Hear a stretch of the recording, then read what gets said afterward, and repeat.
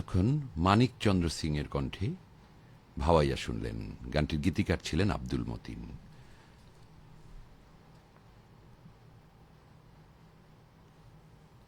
বাংলাদেশ বেতার রাজশাহী। এখন শুনবেন স্থানীয় বাংলা সংবাদ। আসসালামু আলাইকুম। বাংলাদেশ বেতার রাজশাহী স্থানীয় সংবাদ পড়ছি মাসুম আখতারুজ্জামান অনিক। রাজশাহী সিটি কর্পোরেশনের পঞ্চবার্ষিক অ্যাসেসমেন্ট এর কার্যক্রম সাময়িক স্থগিত করা হয়েছে। আজ রাশিকের প্রধান রাজস্ব কর্মকর্তা স্বাক্ষরিত এক বিজ্ঞপ্তিতে এ তথ্য জানানো হয়।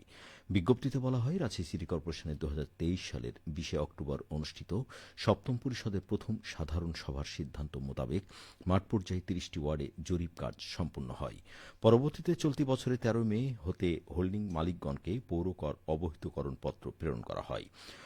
অধিকতর যাচাই বাছাইয়ের জন্য কর্তৃপক্ষের সিদ্ধান্ত মোতাবেক রাশিকের পঞ্চবার্ষিক অ্যাসেসমেন্ট সংক্রান্ত কার্যক্রম সাময়িকভাবে স্থগিত করা হয়েছে। দেশের দ্বিতীয় বৃহত্তম চামড়ার আড়ত নাটোরের চক বৈদ্যনাথে চামড়া কেনাবেচা গতিশীল হচ্ছে। এই এলাকায় প্রায় 100 আড়তে প্রতিদিন সকাল 9টা থেকে রাত 11টা পর্যন্ত কেনাবেচা চলছে। উত্তর ও দক্ষিণবঙ্গের 30 থেকে 35টি জেলার ব্যবসায়ীগণ চামড়া কেনাবেচায় অংশগ্রহণ করছেন। ঢাকা থেকে ট্যানারির প্রতিনিধিবৃন্দ চলতি সপ্তাহেই আড়তে আসবেন। সরেজমিনে দেখা যায়, বড় গরুর চামড়া প্রতিটি 900 থেকে 1200 টাকা, মাঝারি গরু 600 থেকে 900 টাকা এবং ছোট গরুর চামড়া 500 থেকে 600 টাকা দরে কেনাবেচা হচ্ছে। 6 ফুট থেকে বেশি দৈর্ঘ্যের খাসির চামড়া 120 টাকা, 5 ফুট পর্যন্ত খাসির চামড়া 40 টাকা থেকে 45 টাকা এবং 3 থেকে 4 ফুট খাসির চামড়া 10 থেকে 15 টাকা দরে কেনাবেচা চলছে। চামড়া ব্যবসায়ী মালিক সমিতির সভাপতি সায়েদার খান জানান, এ পর্যন্ত 70,000 গরুর চামড়া ও 2.5 লক্ষ খাসির চামড়া কেনাবেচা হয়েছে। ঈদ মৌসুমের চামড়া কেনাবেচায় ক্রেতা বিক্রেতা এবং আড়তদার সকল পক্ষই লাভবান হবেন বলে তিনি আশা প্রকাশ করেন।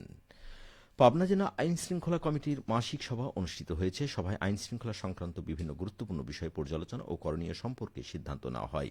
আজ দুপুরে পাবনা জেলা প্রশাসক কার্যালয় সম্মেলন কক্ষে অনুষ্ঠিত সভায় সভাপতিত্ব করেন জেলা প্রশাসক মোহাম্মদ মফিজুল ইসলাম। সভায় এপ্রিল ও মে মাসে জেলার অপরাধ চিত্র পর্যালোচনা করা হয়। এছাড়াও জেলার অপরাধ নিয়ন্ত্রণে আইন শৃঙ্খলা বাহিনীর তৎপরতা বৃদ্ধি, ঈদ পরবর্তী গণপরিবহনের ভাড়া ও যাত্রী সেবা, নদীপথে অবৈধ বালু উত্তোলন বন্ধের বিষয়ে করণীয় নিয়ে আলোচনা করা হয়। পাশাপাশি পাবনা শহরকে যানজট মুক্ত এবং নিরাপদ করতে নানা নির্দেশনা দেওয়া হয়। সভায় জেলা বিএনপির আহ্বায়ক হাবিবুর রহমান হাবিব, জেলা জামাতের আমির অধ্যাপক আবু তালেব মণ্ডল, পাবনা প্রেস ক্লাবের সভাপতি আখতারুজ্জামান আক্তার, অতিরিক্ত জেলা প্রশাসক উম্মে তাবাসসুম, আবুল কালাম আজাদ সহ অনেকেই উপস্থিত ছিলেন। এদিকে নওগাঁ জেলা আইন শৃঙ্খলা কমিটির নিয়মিত সভা অনুষ্ঠিত হয়েছে। আজ সকালে জেলা প্রশাসকের সম্মেলন কক্ষে অনুষ্ঠিত সভায় সভাপতিত্ব করেন জেলা প্রশাসক মোহাম্মদ আব্দুল আওয়াল। সভা শুরুতেই জেলার বিগত মাসের আইন শৃঙ্খলা পরিস্থিতি তুলে ধরে পর্যালোচনা করা হয়।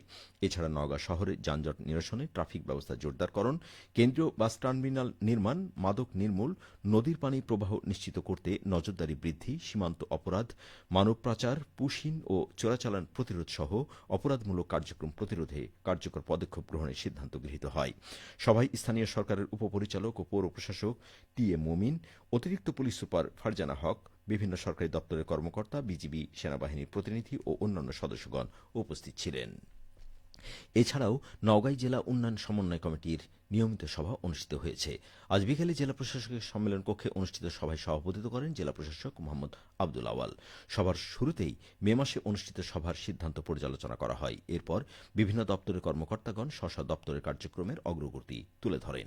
এ সময় জেলা মডেল মসজিদ নির্মাণ, বিভিন্ন সড়ক মেরামত ও নির্মাণ কার্যক্রমের অগ্রগতি, নওগাঁ শহরের ড্রেনেজ ব্যবস্থা উন্নতিকরণ ও স্বাস্থ্যসেবার মান উন্নয়নে জেলার সকল বেসরকারি ক্লিনিক ও ডায়াগনস্টিক সেন্টারগুলোতে নজরদারি বাড়ানোর উপর গুরুত্ব আরোপ করা হয়। সভায় স্থানীয় সরকার বিভাগের উপপরিচালক টি.এ. মুমিন, অতিরিক্ত পুলিশ সুপার ফারজানা হক, অতিরিক্ত জেলা প্রশাসক এ.এইচ. ইরফান উদ্দিন আহমেদ ও বিভিন্ন সরকারি কর্মকর্তাগণ উপস্থিত ছিলেন। নাটোর জেলার 3টি সরকারি প্রাথমিক বিদ্যালয়ের একাডেমিক ভবন নির্মাণের উদ্যোগ গ্রহণ করেছে শিক্ষা প্রকৌশল অধিদপ্তর। বিদ্যালয় 3টি হল নাটোর সরকারি বালক উচ্চ বিদ্যালয়, নাটোর সরকারি বালিকা উচ্চ বিদ্যালয় এবং সিংড়া দমদমা বালিকা উচ্চ বিদ্যালয়। 6 তলা বিশিষ্ট প্রতিটি ভবন নির্মাণে ব্যয় ধরা হয়েছে 6 কোটি টাকা। এসব ভবনে classroom, teachers room, common room, laboratory ও ওয়াশরুম থাকবে। শিক্ষা প্রকৌশল অধিদপ্তর নাটোর জেলা কার্যালয়ের নির্বাহী প্রকৌশলী মাতোয়ারা পারভিন জানান, টেন্ডার প্রক্রিয়া সম্পন্ন করে দ্রুত নির্মাণ কাজ শুরু করা হবে। সবশেষে আবহাওয়া। আজ রাজশাহীতে সর্বোচ্চ তাপমাত্রা ছিল ৩৫ ডিগ্রি এবং সর্বনিম্ন ২৮ ডিগ্রি সেলসিয়াস। সন্ধ্যে ৬টায় বাতাসে আপেক্ষিক আর্দ্রতার পরিমাণ ছিল ৯৬%। রাজশাহী পার্শ্ববর্তী এলাকায় আগামীকাল সূর্যোদয় ভোর ৫টা ১৬ মিনিটে। সংবাদ শেষ হল। আমাদের পরবর্তী স্থানীয় সংবাদ প্রচারিত হবে আগামীকাল সকাল ৮টা ১০ মিনিটে।